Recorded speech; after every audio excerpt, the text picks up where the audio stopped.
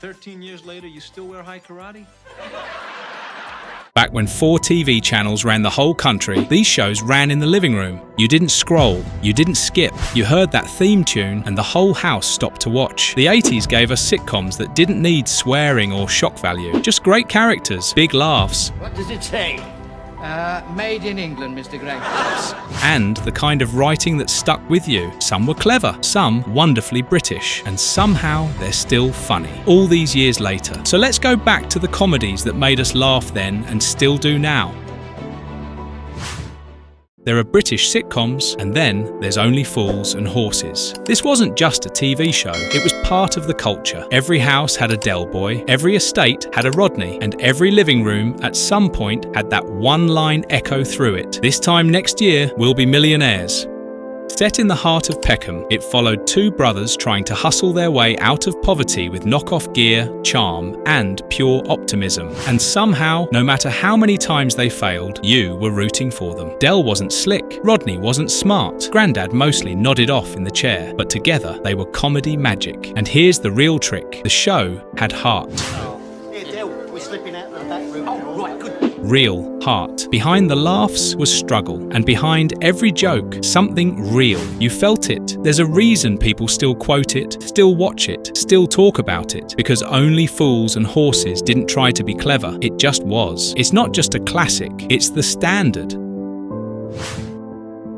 If you were around in the 80s, chances are you've said this at least once in your life. Listen very carefully, I shall say this only once. Allo Allo was complete chaos. Glorious, ridiculous, carefully timed chaos. It was set in a little cafe in Nazi-occupied France, but somehow still felt like the most British show on television. René, the poor cafe owner, was constantly caught between the Gestapo, the resistance, a stolen painting no one could keep track of, and about 3 women trying to seduce him, none of whom were his wife. And yet, despite the madness, it all worked. The accents were outrageous, the disguises terrible, and the jokes got funnier the more they repeated them. But what made Allo Allo so brilliant was how bold it was. It pushed boundaries without being nasty, cheeky, not cruel, silly, not stupid. The British will set us free one day.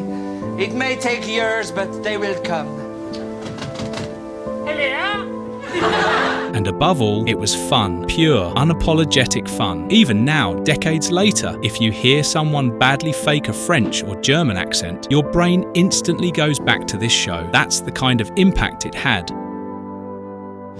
There's political comedy, and then there's Yes Minister. It wasn't loud, and it wasn't over the top. It was quiet, sharp, and dangerously realistic. All about what happens behind closed doors, the power games, the endless delays, and the polite way nothing really gets done. Jim Hacker was the minister with ideas. He wanted to make changes, at least in theory, but then came Sir Humphrey Appleby. Smooth, calculated, and impossible to pin down. He could stop an entire policy just by talking in circles until everyone gave up, and caught between them was Bernard.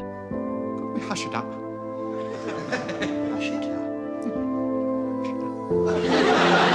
The civil servant trying to keep his head down and survive the madness. The brilliance was in the writing. Every line was a move, every scene a quiet tug of war. You laughed, but you also nodded, because deep down it felt real. That's why it still holds up. It wasn't just ahead of its time, it's still right on time. Different faces, same system. The show just said it out loud first.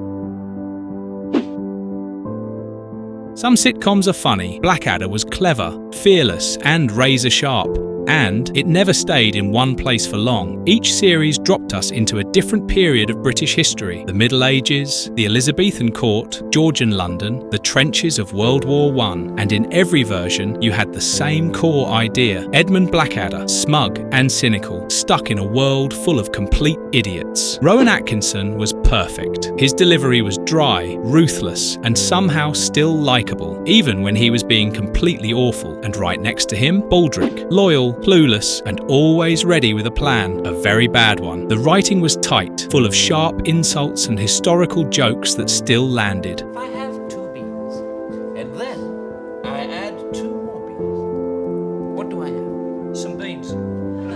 But what really made Blackadder stand out was that it wasn't afraid to change, and by the final scene of the final series, it did something sitcoms almost never do. It made you go silent. Because under all the comedy, Blackadder had something to say, and it said it better than most dramas ever could. This one wasn't just different, it was chaos, loud, messy, and completely unfiltered. The young ones came crashing onto TV like it had kicked the door in. 4 students, 1 disgusting house, and absolutely no rules. You had Rick, the self-obsessed anarchist, Vivian, who head-butted walls for fun, Neil, the permanently depressed hippie, and Mike, who thought he was cool, but absolutely wasn't. It didn't behave like a normal sitcom. It broke the 4th wall, threw in music, puppets, explosions, even talking sandwiches. One moment you were watching a political rant. Next, the fridge was attacking someone. But underneath all that madness, the young ones were speaking to a generation that didn't see themselves in tidy, middle-class sitcoms. It was angry, weird, messy, and that was the point. And the best part? It was funny, still is. That rebellious spark, young, fed up, and completely ridiculous. There was nothing like it before, and no one's been brave enough to try it again since. Before all-inclusive holidays and airport queues, there was the British holiday camp, and Hi-de-Hi captured it perfectly. Set in a 1950s camp called Maplins, where staff in yellow coats tried to entertain families, even as things fell apart. The show followed a cast of misfits who were somehow in charge of keeping the guests happy. You had the smug host, the faded performers, the hopeless romantics, and the schemers just trying to survive the season. Hi-de-Hi stood out.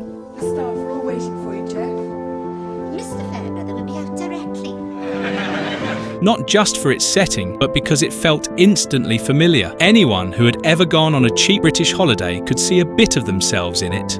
But the show had warmth. It never looked down on the world it was showing. In fact, it celebrated it. The staff might have been a mess, but they genuinely wanted to give people a good time. And even now, if you hear someone call out "Hi-de-Hi," it's impossible not to reply with a smile and say "Ho-de-ho." But if you thought that was nostalgic, the next one might hit even closer to home. Some sitcoms make you laugh. Bread made you laugh while reminding you what real life looked like for a lot of people. Created by Carla Lane, one of Britain's pioneering female sitcom writers. Set in Liverpool, it followed the Boswell family, a big, loud, working-class household doing whatever they could to get by. The dad was gone. The kids were half-grown, but still living at home. And at the centre of it all was Nellie Boswell, holding the whole thing together with stubbornness, sarcasm, and tea. The family bent the rules to cash-in-hand jobs, fiddled the system, and hid money from the dole man, the benefits inspector. But they weren't bad people. They were doing what they had to do. And audiences got it, because back then, a lot of families were doing the same. It was honest. It leaned into the mess and made you care. For all its jokes, Bread was grounded, and that's why people still remember it. It wasn't glamorous, but it was real. And sometimes, that's exactly what makes a show last. Culture clashes and British awkwardness. Duty Free packed all of it into a single hotel in Spain. It followed David and Amy, a working-class couple trying to enjoy their package holiday, who end up entangled with a posh married pair, Robert and Linda. What started as a cheeky fling turned into a hilarious look at class, marriage, and temptation, all set against sun loungers and sangria. The beauty of Duty Free was in its simplicity. 2 couples, 1 hotel, and a whole lot of tension. The laughs came from the subtle digs and not so subtle flirting, but it also had heart. It was fun, uncomfortable, and a little bit honest. It proved you didn't need wild settings or big plots. Just put the right people in the wrong situation and let it boil.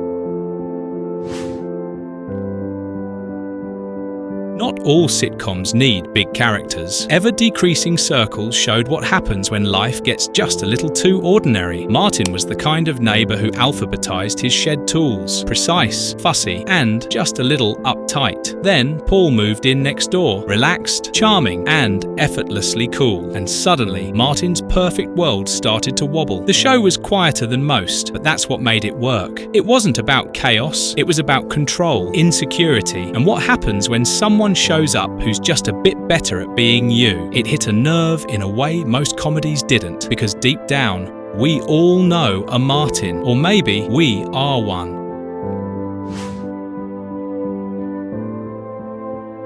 In a tiny corner shop in Yorkshire, open all hours found comedy in the quiet, everyday grind. Arkwright, the miserly shopkeeper with a stammer and a till that snapped like a bear trap, ran the store with an iron fist and a locked wallet. His nephew Granville, played by a young David Jason, did all the legwork while dreaming of escape. And Nurse Gladys? Well, she spent most of the series avoiding Arkwright's relentless advances. No wild stories or big twists, just routines, repetition, great timing. That was the charm. Proof that sometimes the funniest things happen when nothing much happens at all. Do these still make you laugh, even when you know every line by heart? Drop your favourite in the comments, or the one we criminally missed. If it gives you a proper flashback, hit like, so we know you want more. And if you want more of these trips back in time, hit that subscribe button, because the next one might just be your childhood.